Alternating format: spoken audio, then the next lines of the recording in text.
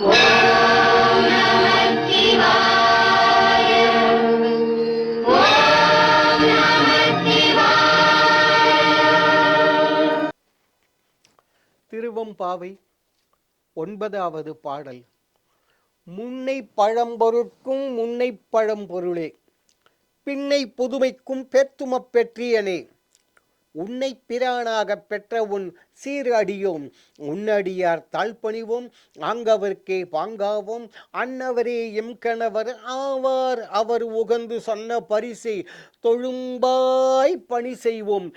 என்ன வகையே எமக்கு எம்கோன் நல்குதியில், என்ன குறையும் இறைமேல் ஓர் எம்பாவாய் என்று அந்த பாடல் நிறைவு பெறுகின்றது.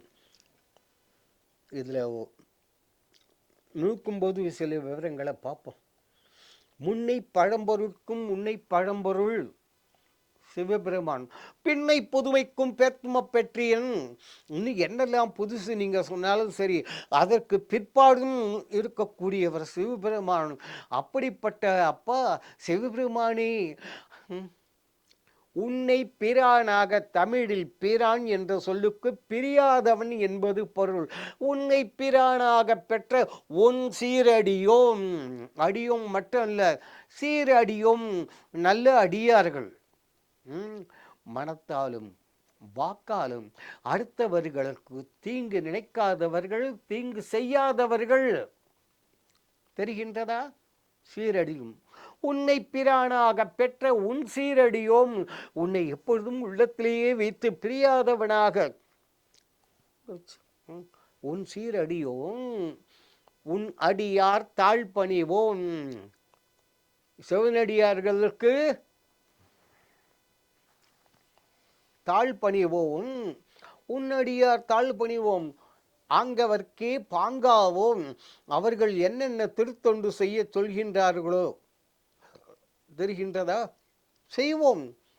அவர்கள் செய்யக்கூடிய திரு தொண்டுகளில் யாமும் பங்கு பெறுவோம். உன்னடியார் தாழ்பணிவோம், ஆங்கவர்க்கே பாங்காவோம். ஏற்கனவே 10 இங்க பாட்டிருக்கோம். சிவனடியார்களுக்கு தொண்டு செய்யறது, கோவில்களை எப்படி நம்ம வச்சுக்கிறது, தூய்மையா வச்சிருக்கிறது சொன்னோம் அல்லவா? உன்னடியார் தாழ்பணிவோம், ஆங்கவர்க்கே பாங்காவோம். அப்படிப்பட்ட நல்ல சிவனடியாரே, அன்னவரே எம் கணவர். அப்படிப்பட்ட நல்லவரே எனக்கு கணவராக வந்து அமைய வேண்டும். திருவெம்பாவை பாடல்களில் திருமணத்திற்காக இந்த மார்கழி மாதம் 30 நாளும் இவ்வாறு கசிந்து உள்ளம் உருகி நாம் பாராயணம் செய்தால் கண்டிப்பாக நல்ல விதமாக திருமணம் நடக்கும். மார்கழி முடிந்து தை தொடங்கும் பொழுது, தை பிறந்தால் வழி பிறக்கும். தெரிகின்றதா? அன்னவரே எம் கணவர் ஆவார், அவர் உகந்து சொன்ன பரிசே தொழும்பாய் பணி செய்வோம். அப்படிப்பட்ட அந்த சிவனடியார், அவர் எனக்கு கணவராக வந்து அமைந்திருக்கிறார், வாய்த்திருக்கிறார். அவர் உகந்து சொன்ன பரிசே தொழும்பாய் பணி செய்வோம். அப்படிப்பட்ட அவர் மன திருப்தியோடு சந்தோஷத்தோடு அவர் என்ன செய்ய சொல்கின்றாரோ, ஓர் அடிமையை போல அதை செய்து முடிப்போம். ஆஹா, இப்போ அதில் எங்கே செல்லுபடி ஆகாது.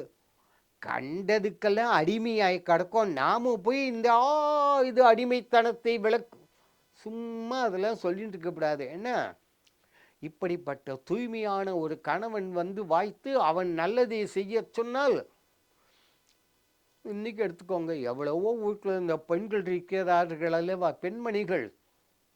அது எந்த வீட்டிலும் அது ஏங்க படுத்த பாடு இருக்கே எப்பா, என்ன பார்க்குறீங்க? இல்லை எங்கன்னா அவள் காதில் விழுந்து போகுது. தயவு செய்து இவ்வாறு சொல்ல மட்டுமல்ல, மனத்தாலும் நினைக்காதீர்கள். பெண்கள் அவ்வாறு சற்று இருப்பதால் தான் ஆண்கள் ஏதோ கொஞ்சமாவது நாம் ஒழுங்காக இருக்கோம். அதுவும் இல்லை என்றால் நம்ம கையில் பிடிக்க முடியாது. தெரியறதா? இதே நாம் நல்லவர்களாக இருந்தால் அந்த பெண்மணிகள் நாம் சொல்வதற்கு முன்னால் அவர்கள் மனசுல என்ன நினைக்கிறோம் அதை செய்து முடிக்கிறார்கள். ஒத்துக்கிறீங்களோ? இன்னைக்கும் அப்படிப்பட்ட பெண்கள் இருக்கிறார்கள், அப்படிப்பட்ட கணவர்களும் இருக்கிறார்கள். ஆங்கவர்க்கே பாங்காவும் அன்னவரே எம் கணவர் ஆவார், அவர் உகந்து சொன்ன பரிசே தொழும்பாய் பணி செய்வோம்.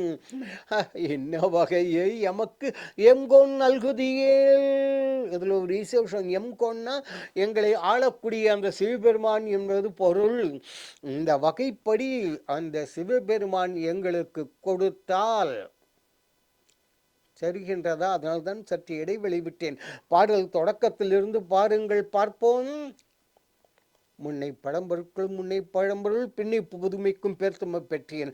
இவ்வளவு சொல்லி அப்படிப்பட்ட அந்த பழம்பொருள் இன்னென்ன வகையில் எனக்கு கொடுத்ததுன்னாக்க என்ன குறையுமிலும் எந்த விதமான குறையும் இல்லை என்று அங்கே இந்த பாடல் முடிகின்றது. இதில் ஒரே ஒரு நுணுக்கத்தை மட்டும் பார்க்கலாம்.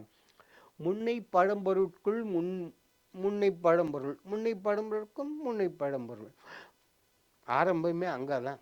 அப்படிப்பட்ட அவர் பின்னை புதுமைக்கும் பேர்த்தும பெற்றியன் என்று எல்லா புதுமை என்ன வந்தாலும் சரி, அதுக்கு அப்புறமாவும் கடைசியா இருக்கிறவர் தான் அவர் தான் இல்லைங்க. சிவபெருமான ஆள்னு சொன்னீங்க, இந்த கடைசிக்கும் கடைசின்னு சொல்கிறீர்கள். இது எப்படி? சந்தேகப்படாதீர்கள். ஒரு பெரிய கோவில், அந்த கோவிலில் முதல்ல கோவிலில் குருக்கள் தான் எல்லாம் பண்ணுறது, இல்லாட்டி பட்டாச்சாரியார்னு வச்சுக்கோங்க, அவள் தான் எல்லாம் செய்வார்கள். அதற்காக பட்டாச்சாரியாரோ அல்லது குருக்களோ வந்து நேர வந்து முதல்ல அவங்க வர மாட்டாங்க, திறக்க மாட்டாங்க. ஒன்று தர்மகர்த்தா அல்லது அதற்கென்று உள்ளவர்கள் முதல்ல அவங்க தான் வந்து திறப்பாங்க. அதுக்கப்புறமா தான் எல்லாம் நடக்கும். அப்போ முறைப்படி பார்த்தால் முதலில் கதவை திறந்த இவர் தானே முதல்ல கதவு பூட்டணும். இல்லை, நியாயமாக பேசலாம்.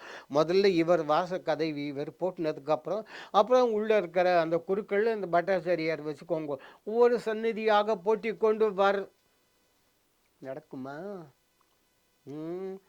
இதுக்கே இப்படி இருக்கே, அப்ப அந்த உலகம் என்று சொல்லக்கூடியதற்கு கேட்க வேண்டுமா?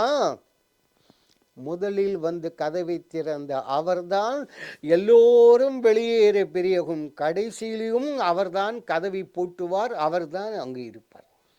இப்பொழுது தெரிகின்றதா? முன்னை பழம்பொருட்கும் முன்னை பழம்பொருள் பின்னை புதுமைக்கும் பேர்த்தும பெற்றியன் என்று சொல்லி முடிந்தது.